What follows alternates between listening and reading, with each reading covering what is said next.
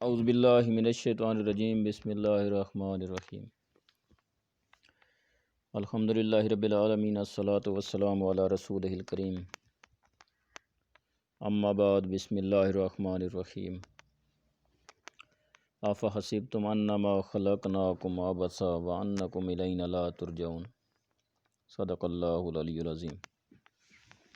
अज़ीज़ तलबा, हमारा जो आज नया मौजू होगा वो होगा रेपिटेशन। हमने कम्बिनेशन मिस्टेक्स पर काफ़ी बात कर ली और उसके एक्सरसाइजेज भी आपको भेज दिए। आज हम बात करेंगे रेपिटेशन पर कि ये रिपीट करना, अल्फाज की रेपिटेशन। कहीं सब्जेक्ट रिपीट होता है तो उस सब्जेक्ट की रेपिटेशन से बचना कैसे चाहिए, क्योंकि जो रेपिटेशन होती है जहाँ पे रिपीट होते हैं अल्फाज तो वहाँ पे जो तहरीर का हुस्न होता है वो डिस्टर्ब हो जाए।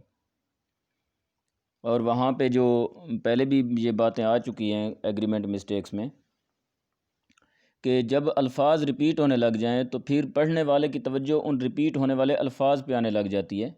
जैसे कोई बंदा बात करता है तो वो कुछ अल्फाज अगर ज़्यादा इस्तेमाल करता है तो अक्सर औक़ात उन अल्फाज की वजह से वो बंदा पहचाना जाने लगता है।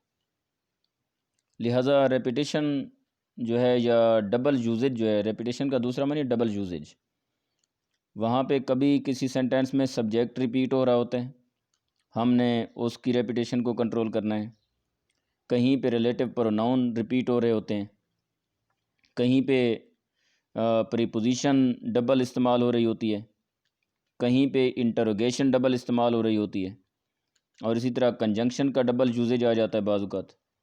और कहीं पे कंपैरेटिव या सुपरलेटिव डिग्रीज ऑफ एडजेक्टिव जो हैं इनका डबल इस्तेमाल आ जाता है, बाज़ का डबल नेगेटिव आ जाता है।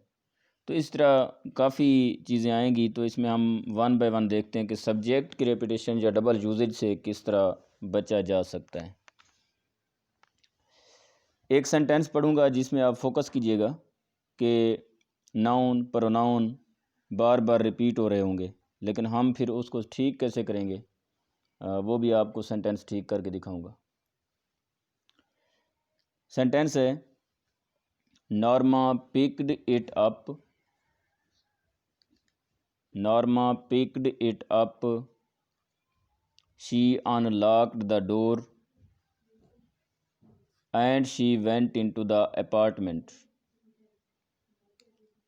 अब देखा जाए तो ये 3 सेंटेंसेस आपके सामने आ रहे हैं, 3 सेंटेंसेस। 3 सेंटेंसेस। अब इनको हम जब इकट्ठा करते हैं तो इकट्ठा करने में आपको यहाँ पे 2 चीज़ें मिलेंगी। एक तो हमने सेंटेंस को मुख्तसर कर दिया होता है, यानी दूसरे अल्फाज में हम यहाँ पे प्रेसी के असूल भी पढ़ रहे हैं कि तलखीस निगारी क्या होती है, कि लंबे फ़िक्रे को किस तरह शार्ट किया जाना चाहिए। वो शार्ट तब होता है जब हम रेपिटेशन से परहेज़ करते हैं। अब इस सेंटेंस को हम जब जोड़ेंगे और रेपिटेशन से परहेज़ करेंगे तो देखिएगा काफ़ी सेंटेंस छोटा हो जाएगा। देखें, Norma picked it up, comma, unlocked the door, comma, and went into the apartment. ये फ़िक्रा इस तरह ठीक हो गया और रेपिटेशन ऑफ सब्जेक्ट से फ़िक्रे को काफ़ी अवॉइड कर लिया गया है। अब है रिलेशन का डबल इस्तेमाल। रिलेटिव प्रोनाउन जब रिपीट होते हैं तो उनसे किस तरह हमने बचना है। हु, विच एंड दैट, ये रिलेशन होते हैं, आप पहले पढ़ चुके हैं। तो 2 सेंटेंसेस लूँगा, एक सेंटेंस में डबल रेपिटेशन होगी रिलेटिव प्रोनाउन की और एक में करेक्शन होगी। तो देखें, he held a short polished can, CANE can, he held a short polished can, that which every now and then he twirled jauntily, that which every now and then he twirled jauntily। अब ये that और विच, ये दो, इनका क्या मकसद है? कुछ भी मकसद नहीं है इसमें। अगर आप दैट लगा दें सेंटेंस हमारा ठीक ठाक चलता है, सिर्फ विच लगा दें तो भी सेंटेंस हमारा ठीक लगता है। लिहाजा दैट और विच को रिपीट नहीं करना है। इसमें सेंटेंस बनेगा he held a short polished can which every now and then, या that every now and then he ट्वर्ल्ड जॉन्टिली। जॉन्टिली कहते हैं मौज मस्ती को, ट्वर्ल होता है घुमाना। बेटे नेक्स्ट है डबल प्रीपोजिशन।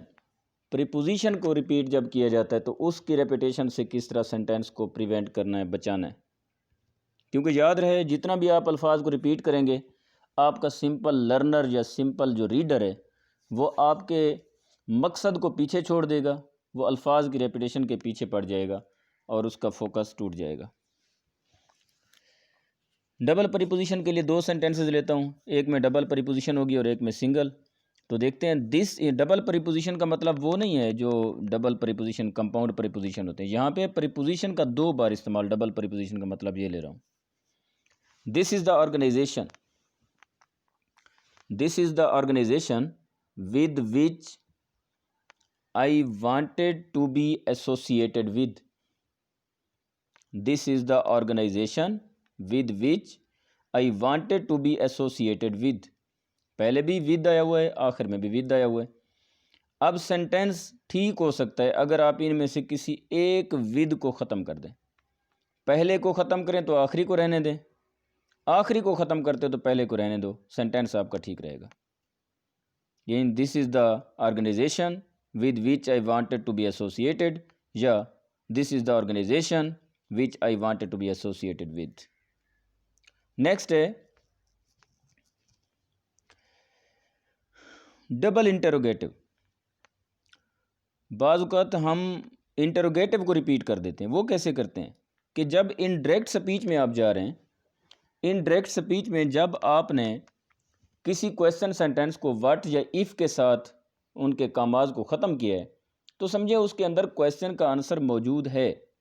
दैट, इफ़ या व्हाट लगा देने के बाद दोबारा से सेंटेंस को आप क्रिएट नहीं कर सकते इंटरोगेशन बेस पर।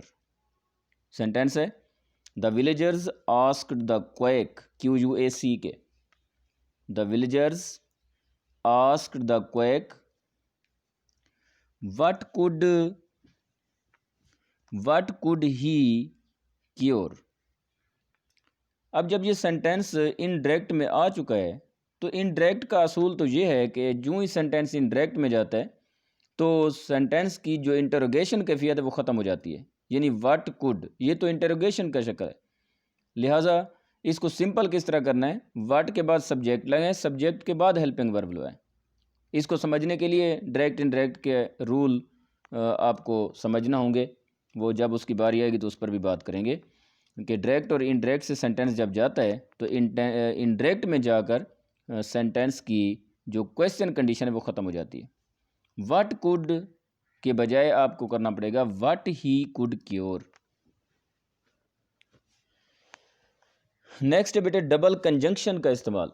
कंजंक्शन अगर आप रिपीट कर रहे हैं तब भी सेंटेंस को आप डैमेज कर रहे हैं। सेंटेंस देखें, I do not know whether if, WHETHER, whether, whether if she will marry him और नॉट। अब वेदर और इफ़ अगर देखा जाए तो डायरेक्ट से इनडायरेक्ट को जब सेंटेंस आप कन्वर्ट करते हैं तो सिंगल क्वेश्चन वाला जो सेंटेंस होता है वो या उसके काम इफ़ में ख़त्म होते हैं या वेदर में ख़त्म होते हैं। तो वेदर और इफ़ तो एक दूसरे के अल्टरनेटिव हैं, ये इकट्ठे नहीं आ सकते। लिहाजा आई do not know whether she will marry him और नॉट, या आई do not know if she will marry him और नॉट। नेक्स्ट बेटे कंपैरेटिव या सुपरलेटिव डिग्री का जो रेपिटेशन है या डबल यूजेज है उससे भी आपने परहेज़ करनी है। कैसे? शी इज़ मोर क्लेवरर, मोर भी सेकंड डिग्री है, क्लेवरर भी सेकंड डिग्री है, यानी कंपैरेटिव। इसमें आप एक रखेंगे या मोर क्लेवर या क्लेवरर, तो इससे बेहतर है कि आप क्लेवरर रखें, मोर को ख़त्म करें। She had a cleverer brain या शी इज़ क्लेवरर दैन ही। इसी तरह सुपरलेटिव डिग्री भी हो सकती है कि he is the most cleverest boy. Most भी थर्ड डिग्री, क्लेवरेस्ट भी थर्ड डिग्री, लिहाजा मोस्ट को ख़त्म करें, यहाँ पे रिपीट से परहेज़ करें। ये साथ साथ जितने असूल आप सीखते आएंगे इसमें आपको आसानी होगी कि आप प्रेसी राइटिंग सीख लेंगे, यानी ज़्यादा अल्फाज को 1/3 पे दोबारा आप कन्वर्ट कर सकेंगे। बहुत सारे ऐसे अल्फाज होते हैं जो बिलावजह हमारे सेंटेंसेस के अंदर मौजूद होते हैं, अगर वो हट जाएं तो सेंटेंस तलखीस के साथ, प्रेसी के साथ ब्रीफली हमारे सामने आ सकता है। इसके बाद है नेगेटिव का डबल यूजेज, नेगेशन का डबल यूजेज। जैसे नेदर, याद रख लें, ये जो मैं बता रहा हूँ इनके साथ नाट नहीं लगता।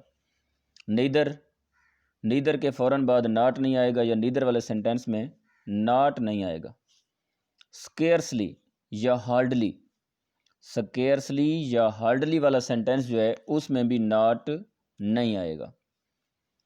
फॉरबिड जो है इसमें भी नाट नहीं आएगा।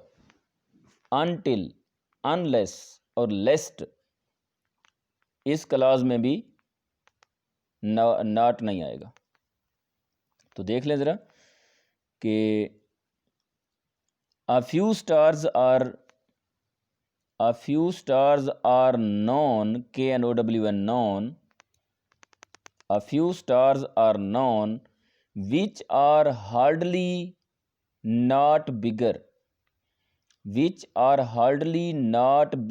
than the earth। अब रूल क्या है कि scarcely, hardly, neither, forbid, until, unless या लेस्ट के बाद नाट नहीं आना, लिहाजा हार्डली के बाद वाला नाट आपको नेगेट करना पड़ेगा, ख़त्म करना पड़ेगा। तो बेटे यहाँ तक ये रेपिटेशन हमने पढ़ी है, और रेपिटेशन का दूसरा टॉपिक है वो है रिडंडेंसी। रिडंडेंसी जो है इसको हम अगले क्लिप में आपको सेंड करते हैं। ये क्या है, ये भी उसी तरह रिपीट है, अल्फाज का रिपीटेशन है, डबल यूजेज है, लेकिन इसमें भी हमको अलग से सीखना पड़ेगा और प्रैक्टिस करना पड़ेगी और अपने अंदर अल्फाज का स्टोर करना पड़ेगा कि ये चीज़ें किस तरह से हमने आगे अप्लाई करनी है। अल्लाह हाफ़िज़।